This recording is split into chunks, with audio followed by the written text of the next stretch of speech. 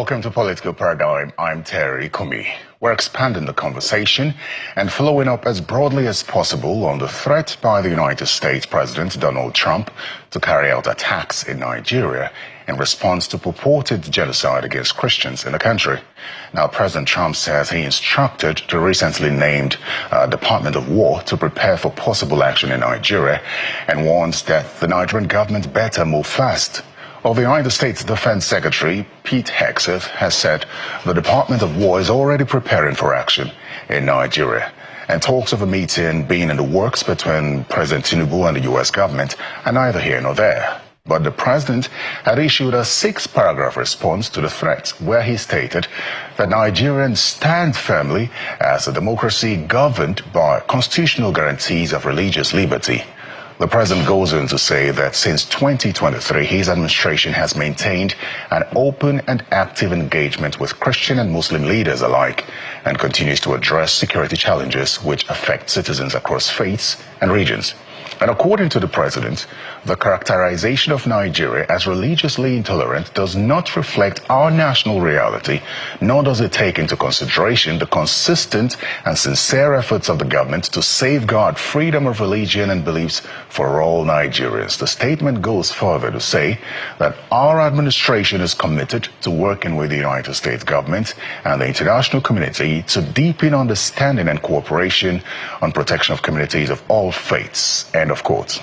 Now, about a month ago, when the news of the U.S. Congress debating a bill to designate Nigeria as a country of particular concern broke, the president of the Christian Association of Nigeria at the time had released a statement where he said that Nigerian Christian Association affirms without hesitation that many Christian communities in parts of Nigeria, especially in the north, have suffered severe attacks, loss of life, and the destruction of places of worship. Now, President Bola Tinubu's special advisor on media strategy, Mr. Bayo Onanuga, has said that the president was well ahead of the orchestrated game unfolding in America, as he told the news service chiefs last week, Thursday, that night, what Nigerians expect of them. He said, no more excuses. Nigerians want results. It's worth noting, however, that the U.S. government had previously designated Nigeria as a country of particular concern in 2020, but that designation was removed in 2021. Now let's get into the conversation, and here's an earlier recording with the chairman of the House of Representatives Committee on Foreign Affairs, Honorable Oluwole Oke.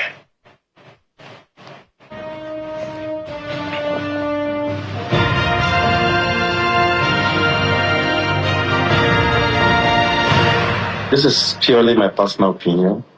I think it's a stay-in-a-tea call, and I'm very sure that the issues will be resolved. Truly speaking, the American government, they truly have the facts of the matter that there is no any religious problem or wars in Nigeria. My understanding of all these issues that there are some other political, economic, domestic moves on the part of America to get at Nigeria. Truly speaking, you and I understand, we know the truth that the security issues in Nigeria, it's outside religious boundary. You know, crime is crime. We've had boundary attacks in the northwest, in the northeast, in the north central, so all over the place. So, and the government of the day, under President Bola Tinubu, is trying its best. Let me put this to you. Even President Trump, at some times this year, commended President Bola Tinubu for waging war against insecurity in the country. So, we're in the midst of so many happenings across the globe.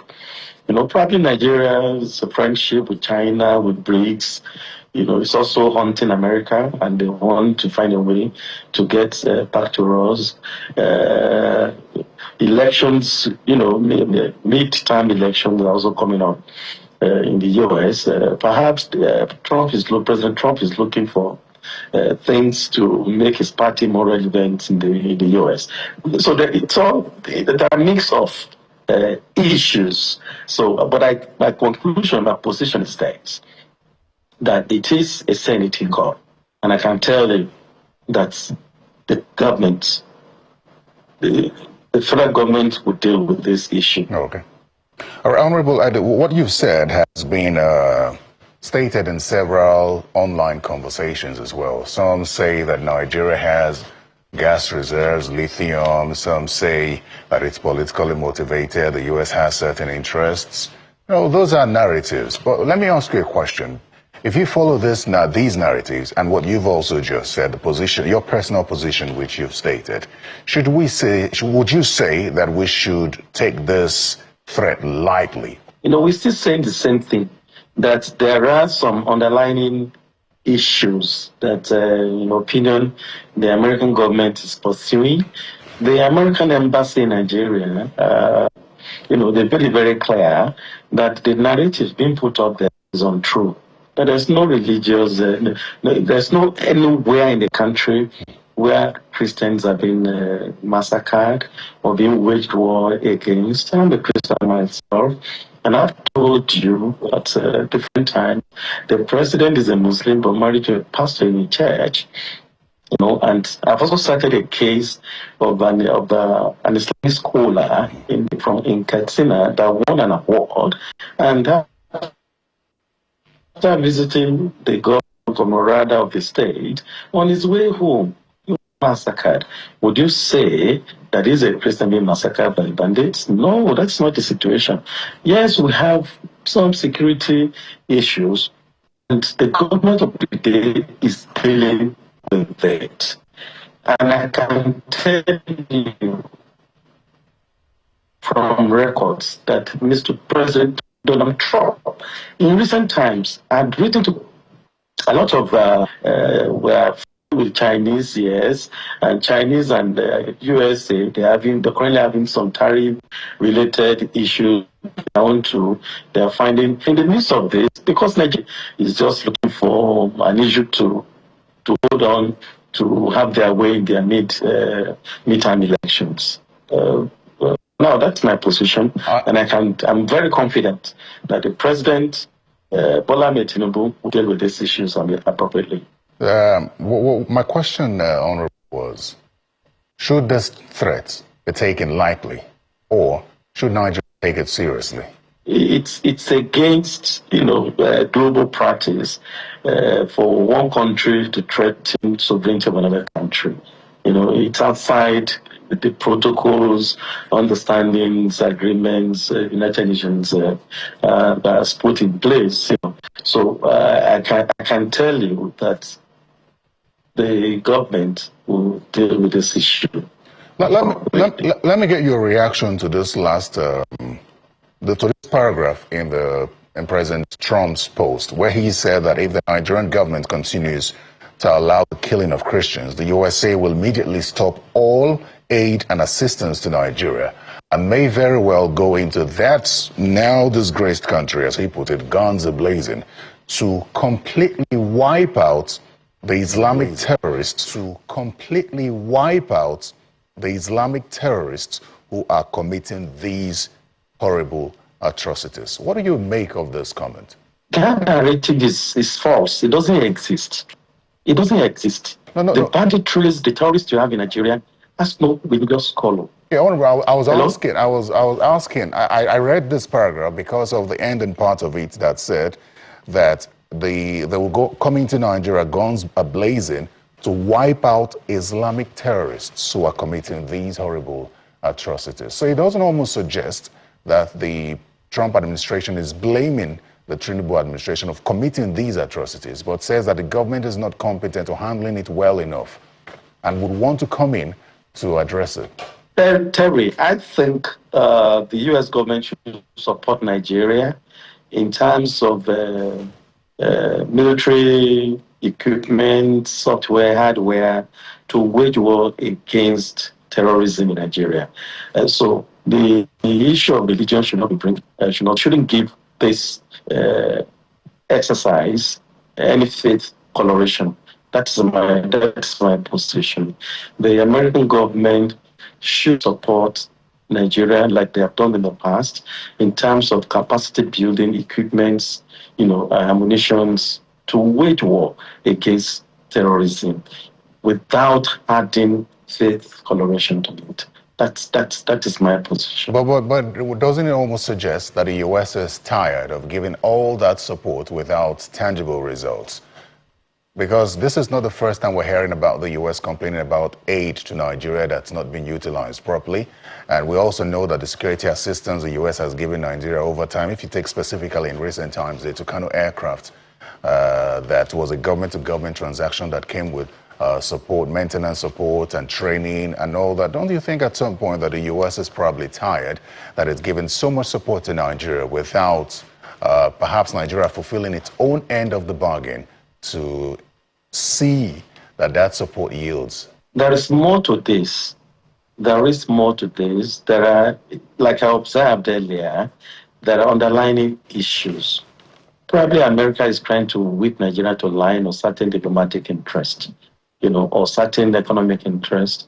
Recent Nigeria has taken to be a friend partner of BRICS. There are issues that American government is not comfortable with.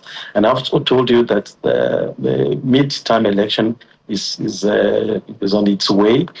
Could it be to also gain popularity and get more support and get electoral confidence in the United States? There are lots of issues that you need to take all together on board. Right. I support American commitment to support us to wage war against terrorism, but without adding that narration is untrue. And I've had engagement with American mission in Nigeria. We're on the same page that is nowhere in this country where Muslims or Christians are being massacred. The truth is this: yes, you have banditry attacks in the Sokoto state, in Zamfara state, in some parts of Borno state, even in North Central state. So, and it's not about religion. Honorable, I want to get an update from you as chairman of the House Committee on Foreign Affairs. It's about a month now since that resolution was reached when this matter came up for the committee to swing into action to dispel some of the information or to counter some of the information available to the U.S. for them to decide to enlist Nigeria or to list Nigeria in as a CPC, country of particular concern. What's the update with the marching order, if I may put it like that? We are working with Federal Minister of Foreign Affairs in dealing with this issue. Ordinarily, the minister was supposed to come to the House to brief the Parliament, to give us an update on Thursday, but I'm aware that he has another assignment outside the country. Probably will take him up. I'm very sure by the time he gets back next week, we shall be meeting in the House to have an update on all these issues. So is this now, it almost seems like a government-to-government interaction has been created. We understand that the president wants to meet with the U.S. president or the vice president of the United States.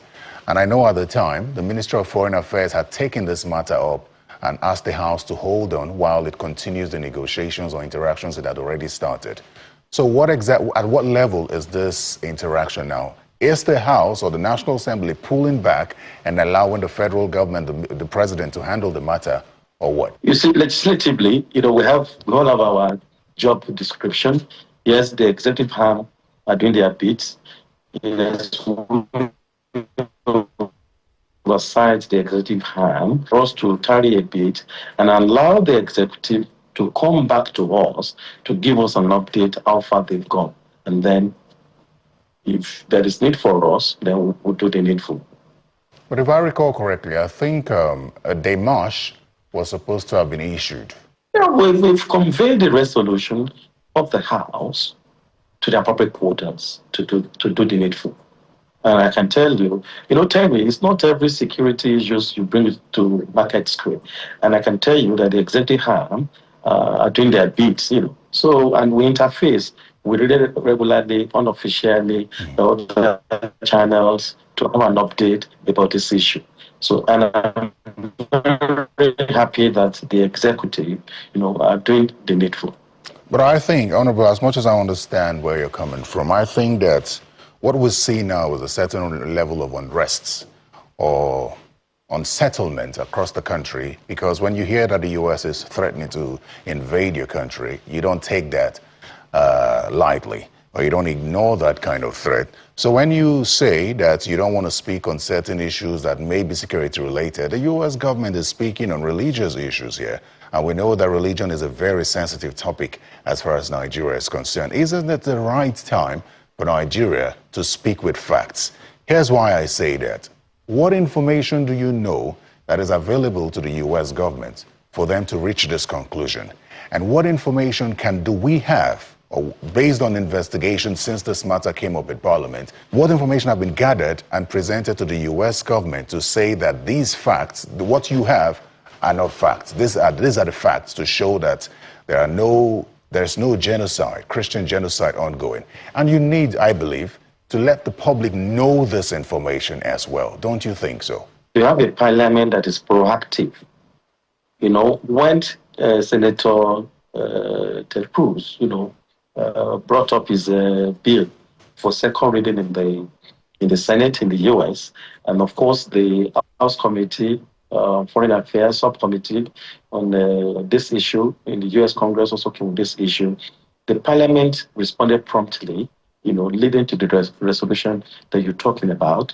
And the process is that the clerk of the National Assembly, conveys our position to the executive government for further executive actions. That has been done. That has been done on our part. And as a committee, what we are doing is that, relating with the Foreign Affairs Ministry to have an update from them, which form the basis of further legislative actions. So we oversight the executive. What we ask the executive to do, have they done it? Yes, they have done it. If they have not done it, then it comes back to us. What did Parliament ask the executive to do in resolving this matter when that resolution was reached about a month ago? Terry, I did say earlier that the Minister of Foreign Affairs, Ambassador Yusuf Tuga, was to meet us on Thursday this week to give us an update. But this morning we spoke, and he told me that he has another assignment somewhere, and that I should give him up to next week, Tuesday probably, to meet with the committee to give us a very comprehensive brief. We need to get appropriate briefing from the Foreign Affairs Ministry. We need to talk, speak, react from an informed position. We need to speak to Nigerians from an informed position, from a position of facts. So, and until we get that briefing, I can't be, whatever I'm saying now, purely my own personal opinion, Mr. Terry. I understand that you're making your personal opinion, but I also know that Nigeria was on this list in 2020, taken off the list in 2021. No list was released between 2021 and 2024, and then we're back there. And the testimony available to the U.S., if I recall correctly, was that the testimony of Mr. Frank Wolf, who was the U.S. Commissioner on International Religious Freedom. He met this testimony before the House of Representatives Committee in March when this issue first came up before the House. He said that majority of commissioners have traveled to Nigeria either in their personal or official capacities. And in July 2022, a delegation visited Nigeria, met with U.S. officials, Nigerian government officials, civil society organizations, religious communities, and development partners. And from that conclusion, according to him, the government of Nigeria is perpetrating and tolerating systemic, ongoing, and egregious violations of freedom or religion of belief. Now, this could be his own testimony. But from that 2022 or 2021, when we're taken off that list till now, what sort of engagements have gone in to ensure that Nigeria doesn't get back on that list? Terry, The American political desk led this committee officials to my office. And the consensus had in them, the agreement that they also came to, is to the fact that there is no religious genocide in Nigeria. And we cited several facts, which they also agree with. And I'm very sure that must have been the basis why President Donald Trump commended our president for waging war against terrorism in Nigeria. So where this narrative is coming from now, I can tell you, is for other political motives, political, economical, diplomatic motives. Honorable, why we? Because you and I, Terry, you're also a Christian, and I guess probably from somewhere south, or you have friends in North Central and North. Do we have war? Do you have such genocide in Nigeria? So the thing is, nobody Because you also would stand want... in a vantage position. So part of advocacy you are doing is disengagement. You also stand in a vantage position to also educate Nigerians, the entire world itself. This program is being watched all over the world. Absolutely. To state the facts of the matter. That is So that there's no religious very genocide valid point you've in raised. Nigeria. However, in Nigeria, the problem is data. Data is a very major problem. And I recall that when this resolution was reached in the House, the Deputy Speaker who presided at the time had said, gather all the data, facts to disprove whatever the Americans are trying to push. So the access to data is very important. Nobody wants Nigeria to be invaded. Nobody wants Nigeria to be invaded because history suggests that if America gets into a place, it destabilizes the country and leaves the country in ruins. Nobody wants that. But I want to ask you a question because I believe you've seen videos and statements from Christian leaders in the core north.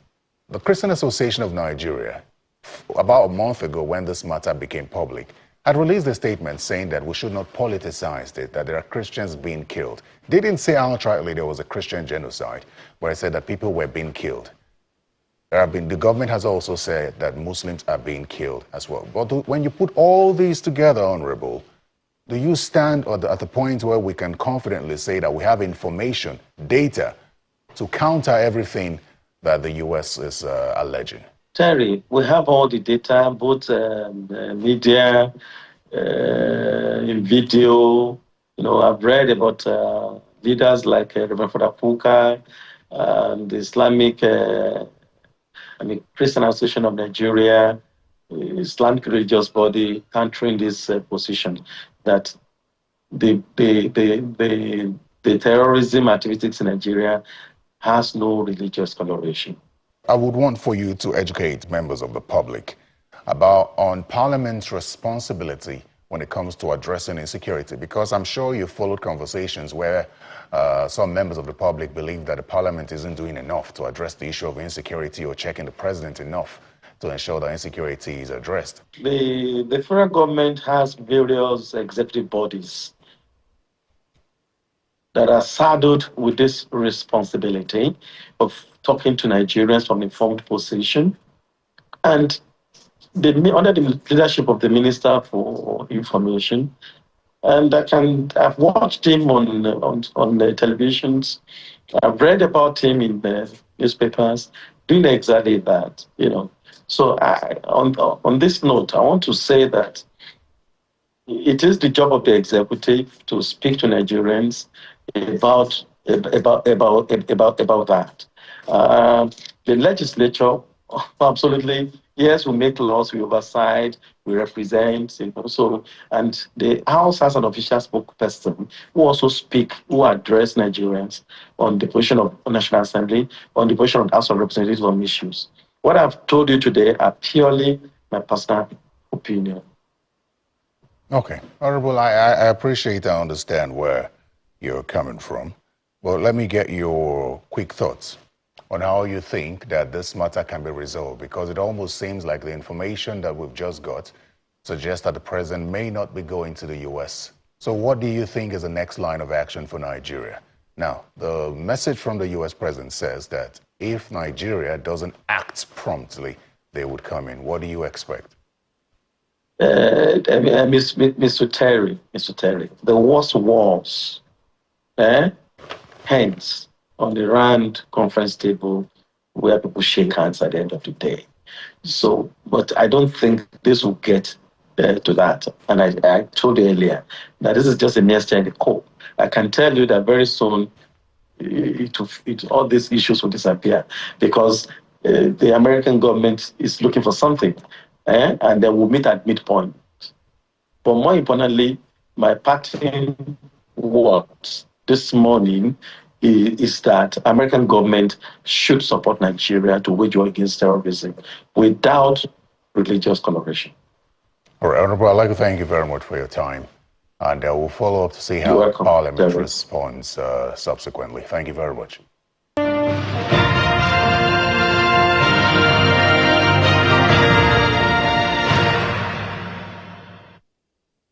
Well, welcome back to Political Paradigm. Let's extend the conversation now. Now, last week, Wednesday, the All Progressives Grand Alliance held its rally. And one of the lawmakers from the House of Representatives, the leader, according to him, of the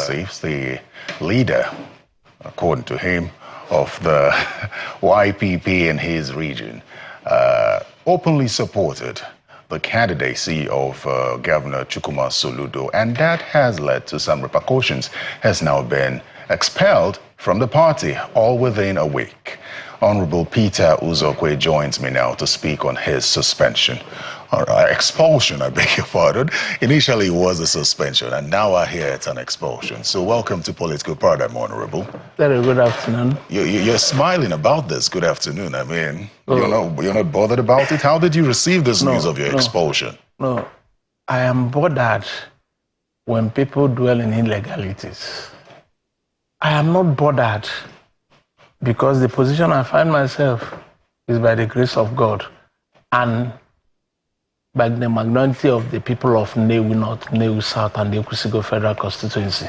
So, will you want me to kill myself because I said the truth? I can't. So that is the position I will find ourselves. Very unfortunate. What is your truth that you think you're telling here? One, that I am the leader of the party, the only elected member of the House of Reps, the only elected member of the National Assembly of YPP extraction. And that we know all these things. In APC today, President Tinubu, His Excellency, is the leader of the party. In the state, the governors are the leaders of their various parties. So why would my own be a different ball game? I am the only elected YPP in the whole of National Assembly. And I kept faith with the party. That's number one truth. The second truth is, has Soludo worked, His Excellency? Has he performed to earn himself the second term ticket? Even the blind man will see it. He has performed beyond expectations of the people. That's the second truth. The third truth is my YPP party has candidate for the governorship election. No is the answer.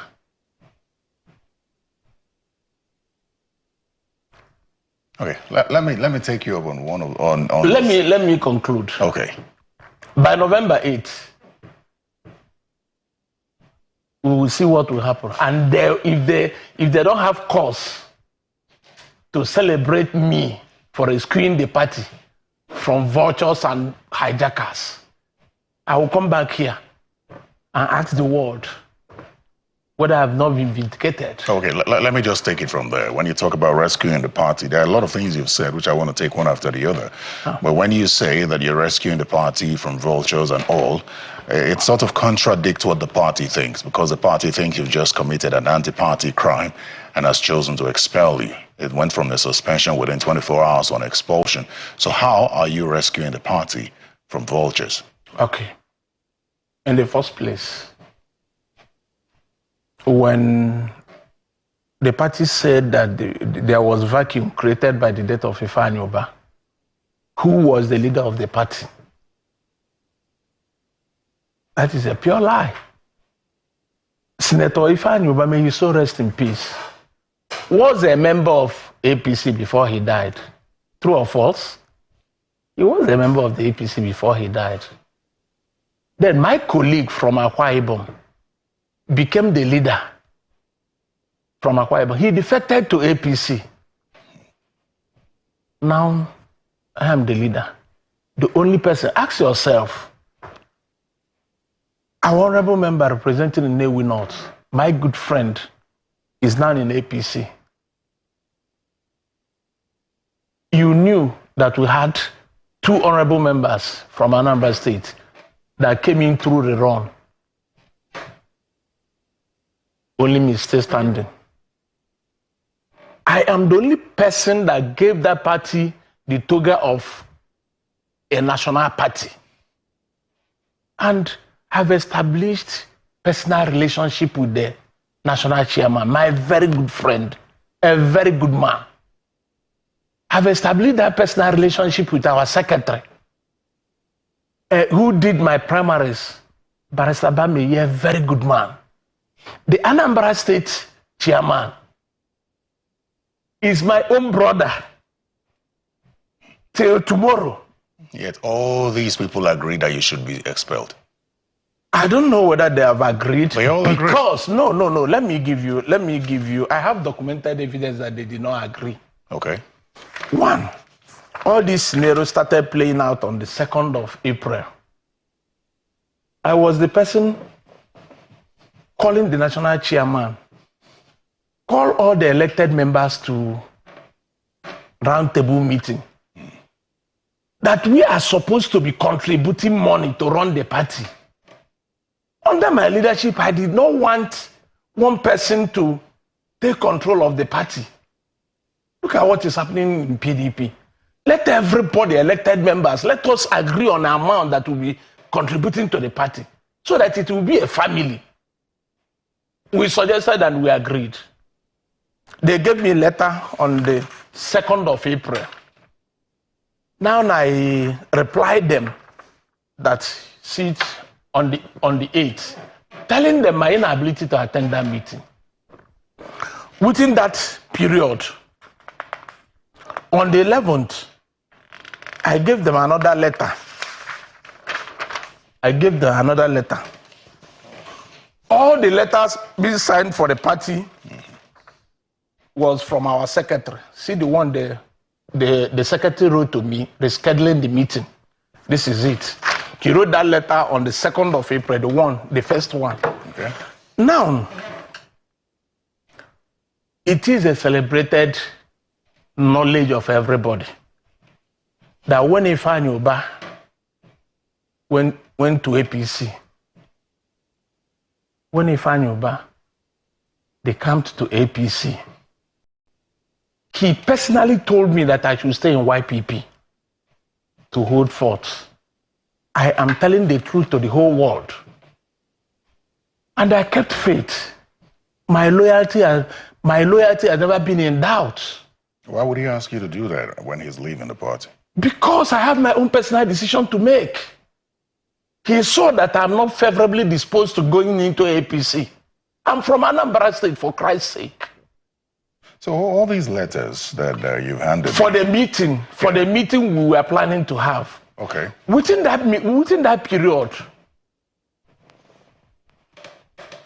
they said the YPP governorship candidate now went into ABGA, YPP, sorry.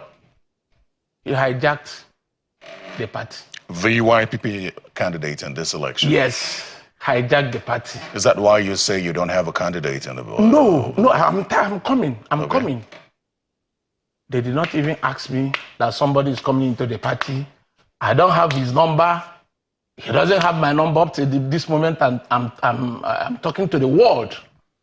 And I asked them, I called the national secretary, what is happening? This is somebody that Ifeanyi Ubah met in APC. And he started victimizing Ifeanyi Ubah.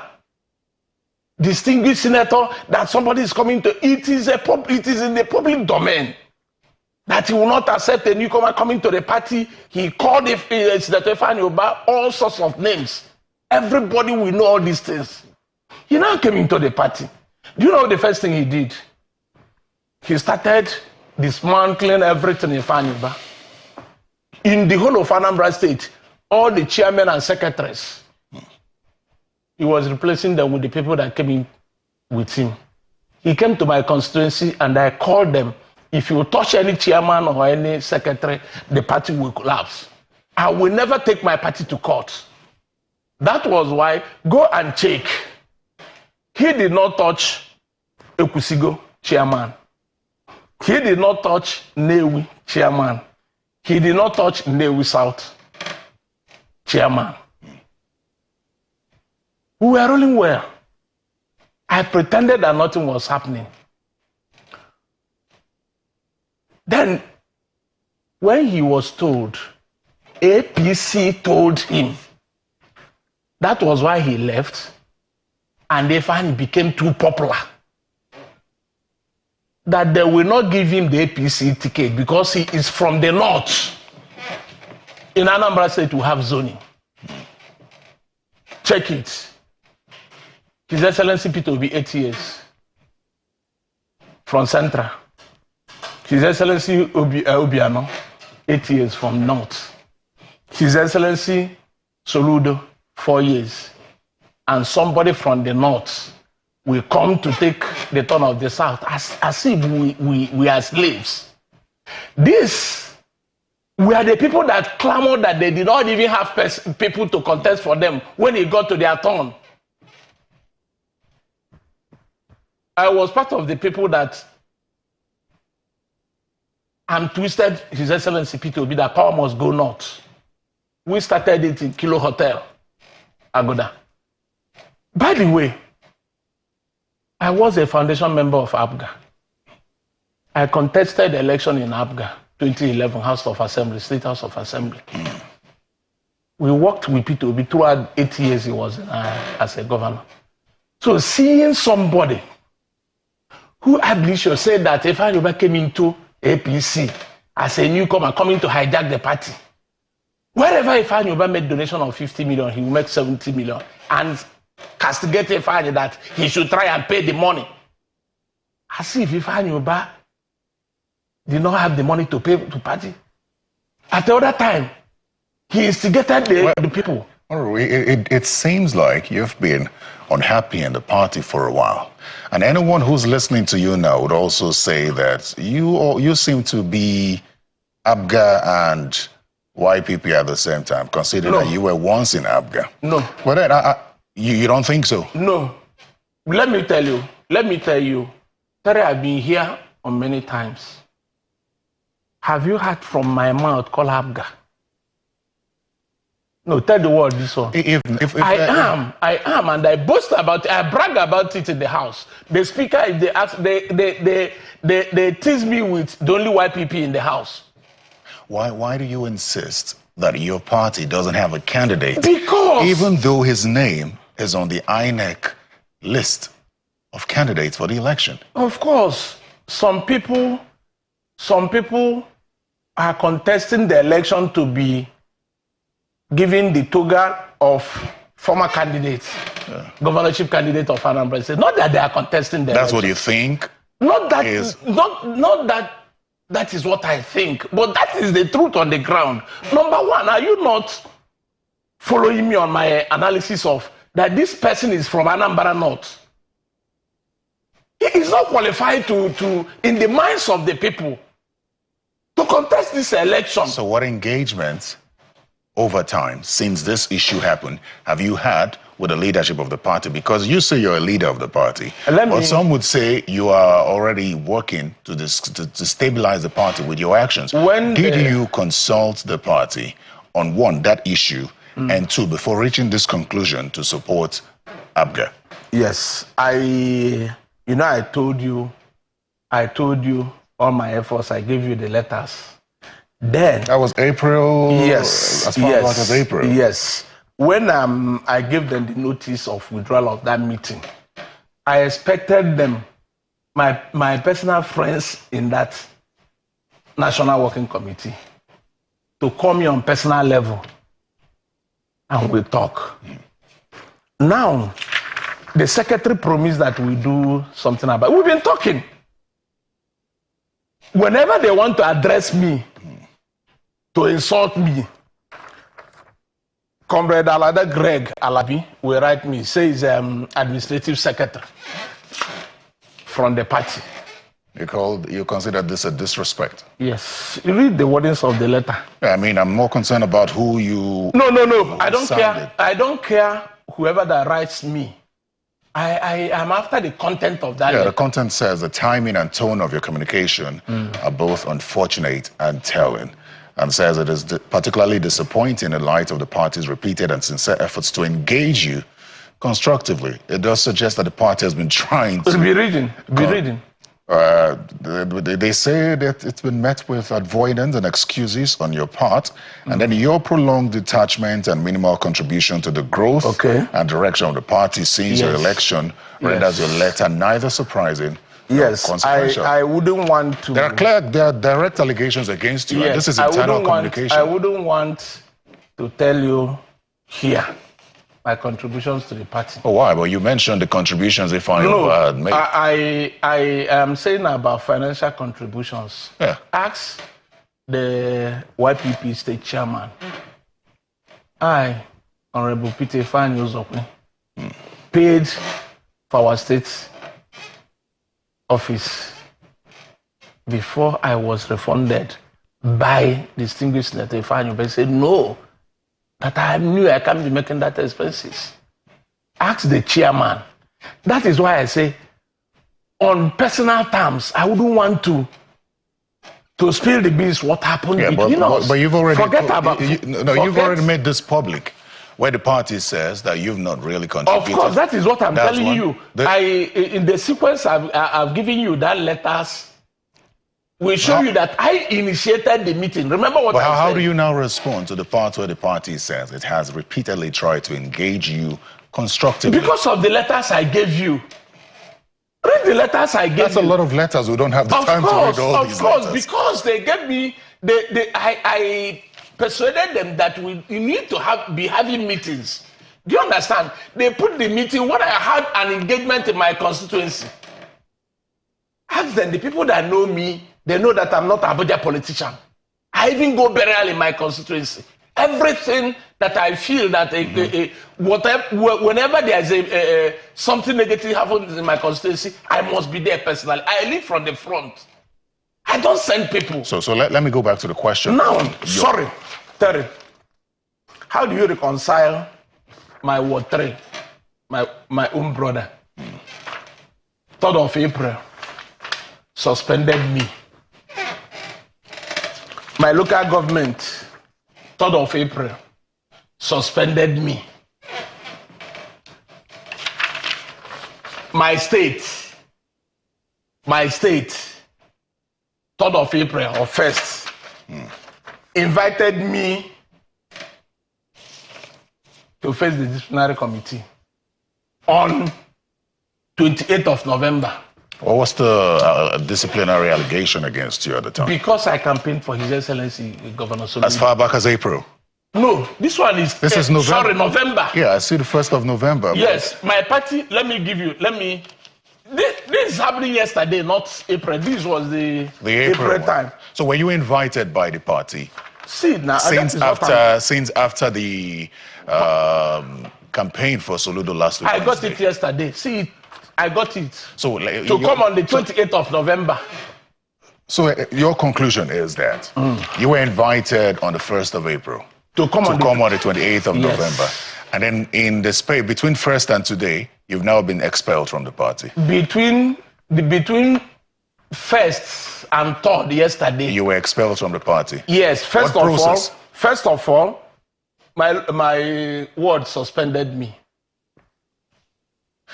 My local government suspended me. So you conclude that this is an unfair process towards you? Even before they write this letter, they even called me. I say, write the letter, as they told you. The letter for what? Suspension? Yes, expulsion? This one. Okay. Whatever the release of the letter, do it. I can show you my phone. They came together, all these 3 letters. Surprisingly, the National Working Committee said that they are taking decision based on that they want to uphold what the state, the decision the state. The ward and the state, yes. The state, they said, okay, the ward and the state. So is it not a conflict of interest?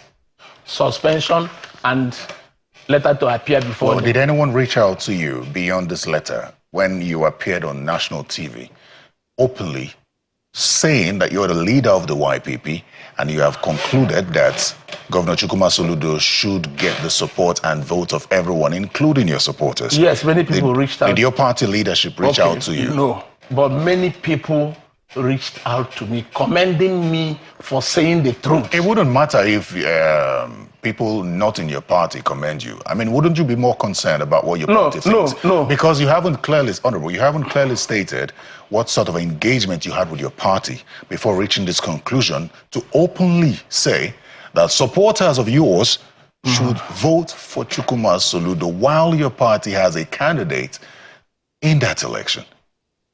Okay. Can I ask you a question? Does it mean that all I have been explaining to you as a human being, that conscience is an open wound, only truth can heal it? That this man is from Anambra North. I cannot accept him on my own personal terms. Within my conscience, I cannot do it. And within my conscience, I will not see, because of partisanship, I will see a governor that is working and tell the world the lies that is not working. So that Let me tell you the type of person I am. Whenever I'm traveling from Asaba to my village, whenever I'm taking the second Niger bridge, I will say, may God rest President Buhari's soul. He was, upon all the atrocities they claim, or we claim that he committed, he gave us second Niger bridge. My brother, for Christ's sake, let us call a spade by its proper name. We shouldn't call a spade a shovel. Soludo is working for crying out loud.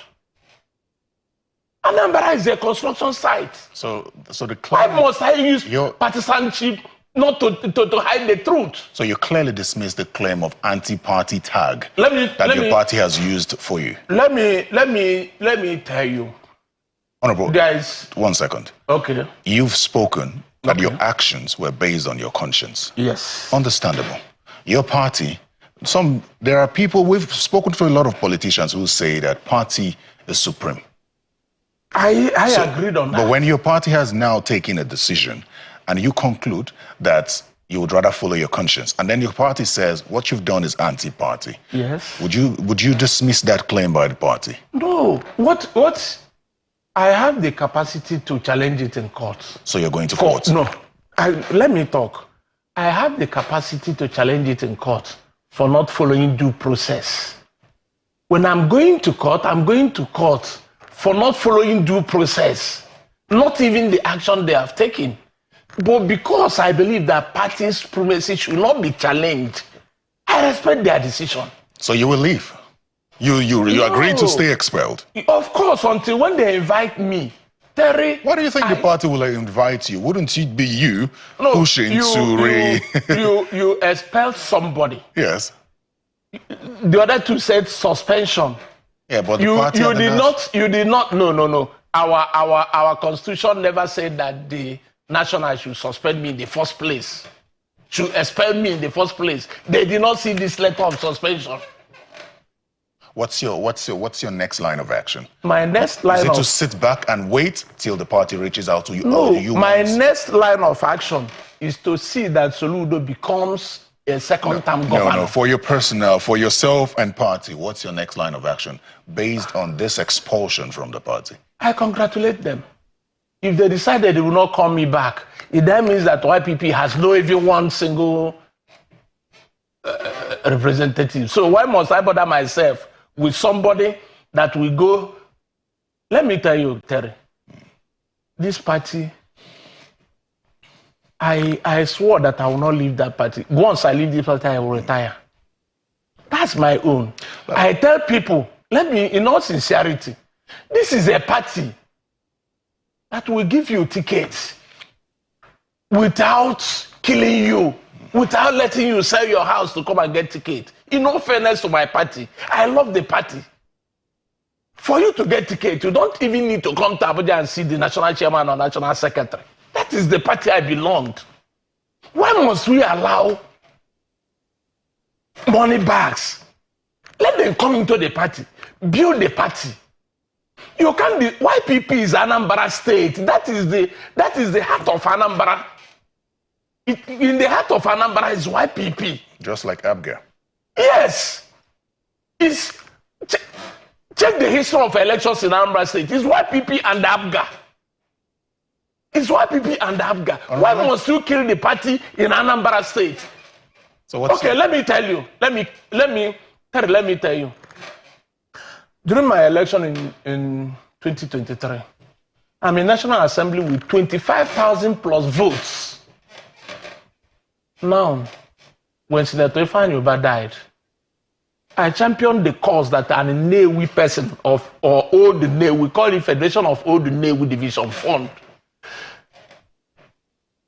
Somebody from Fund will represent Anambra South Senatorial District, at least to complete Ifeanyi Ubah's tenure. We brought somebody from Nnewi. In the evening of that, 2 days to that primaries, the same Paul Chukwuma brought somebody from Orumba, hijacked the ticket from Samben. In 7 local governments, we scored 6,000 votes. Will Ifeanyi Ubah's body not turn in the grave? They are talking about legacies of Ifeanyi Ubah, and they want to destroy everything overnight. Honorable, let me quickly take you. We're almost out of time. How time flies. But as you speak about the Anambra governorship election and your support for Chukwuma Soludo, you've emphasized the importance of zoning to the south. Interestingly, yes, at least 10 of the candidates, of the 16 candidates in our election, are from the south. So are there no concerns around splitting of votes for the south in that election? With who? I mean, the other 16, I mean, they're from the south. They do have followers. With who? Who would they split? Okay, let me tell you one thing. If 16 of them split the votes, Soludo will still score 51%. If 16 of them decide not to split the vote, Soludo will get 99.9%. So head or tail, Saturday, this coming Saturday, Terry, you will congratulate me as the man that saw tomorrow. I am building this party. Let them leave me to build this party. Okay, let me let the cat out of the bag. Let me let the cat out of the bag. I asked, call the chairman, my state chairman. It is not in every election that you field a candidate for a party that want to grow. I made move. Tell me the cost of our party tickets. That I will approach the governor to give us that money, to buy off that ticket from us. Take the money and we adopt him because he is working. We don't have muscle to take Anambra from him, for Christ's sake. But if you continue like this, how will the party grow? Like what? If you continue to take money to endorse a candidate. No, I said our tickets, our form, not taking money. No, from the governor, so that you endorse him and then you don't feel the candidate. If you continue like this, how will the party grow? I don't understand. Parties grow. The party will grow. Parties grow based on the number of elected officials that emerge. If you continue to prevent your candidate from not continuation of prevention of anything. I said in the election that you know. But it's your personal opinion that you don't think you should field a candidate in certain elections. Of course, but the party may think otherwise. Of course. Anyway, Wait. We're out of time. Please, the party, because I believe in the supremacy of the party, they took that decision and I respect them. All right. They should respect me on my own decision of supporting a candidate that is working. We'll try to reach the leadership of your party to understand the next line of action and your allegations of unfair process leading to your expulsion. But I'd like to thank you very much for sharing your time with me on Political Paradigm, Honorable Peter Ozokwe. I can't even say member of the YPP anymore, can I? No, expelled member of YPP. Thank you. And I hope by Saturday, by Sunday, you will congratulate the working governor. It's not in my place to do that, but thank you very much for your time. Thank you. All right, and you are coming to Anambra State to monitor the election. Yeah, well, we would definitely be there. Of course. That's guaranteed. We'll be live there. Of course. I've been speaking with... I would love to. I've been speaking with Honorable Peter Ozokwe. He's just been expelled from the YPP for alleged anti-party activities, which he alleges unfairness in the process. If you'd like to catch this interview and the previous one with Honorable Oluwole, please go to YouTube and search Political Paradigm or simply go to channelstv.com. I'm Terry Ikumi. Goodbye.